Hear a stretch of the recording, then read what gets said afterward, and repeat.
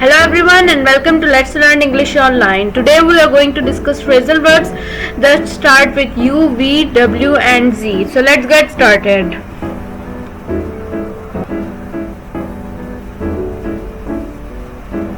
First phrasal verb is use up. Use up means to finish a product, so there is none left. Let's observe its use in sentence construction. Here the kids have used up all the toothpaste, which means that the kids have finished the toothpaste. Let's move towards our second phrasal verb, which is veer away from. Veer away means to avoid or stay away from something.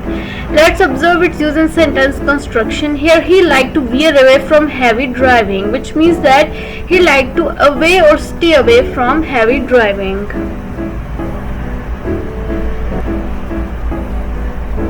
Our third phrasal verb is vouch for. Vouch for means to express confidence in or guarantee something. Let's observe its sentence construction. Here we can give the keys to Ali as I can vouch for him, which means that the speaker is urging the other person to express his confidence in Ali because she can guarantee him that he will not prove to be a thief or he would be a safe person to trust on him. Let's move towards our fourth phrasal verb, which is wake up. Wake up means to stop sleeping. Let's observe its sentence construction. Here wake up at 7 o'clock. It's most commonly used phrasal verb, so let's move forward.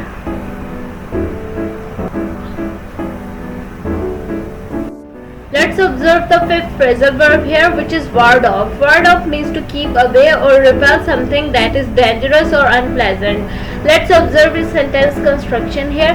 He takes plenty of vitamin C in winter to ward off colds, which means that he takes a lot of vitamin C to keep away or repel the winter colds. Let's move towards our sixth phrasal verb, which is whip up. Whip up means to prepare quickly something. Let's observe its sentence construction. Here he can whip up something to eat if Harry is hungry, which means that the cook can prepare quickly something if a person named Harry is hungry. Let's move forward. Our seventh phrasal verb is zero in on, which means to discover or pinpoint something. Let's observe its use in sentence construction. Here she zeroed in on the solution of the problem, which means that she has discovered the solution of the problem. Let's move forward. Our eighth phrasal verb is zip around. Zip around means to move quickly. Let's observe its use in sentence construction. Here he zips around town in his sports car, which means that he moves quickly around town in his sports car.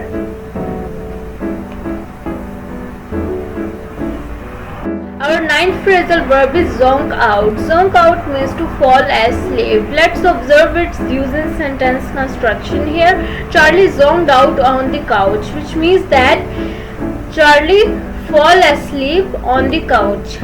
Let's move towards our 10th phrasal verb, which is zoom in. Zoom in means to focus. Let's observe its use in sentence construction. Here he zoomed the camera in for close image capture, which means that he focused the camera for close image capture.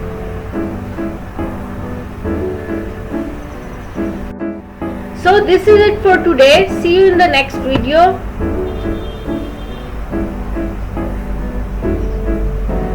Just stay tuned with Let's Learn English Online for more informative videos.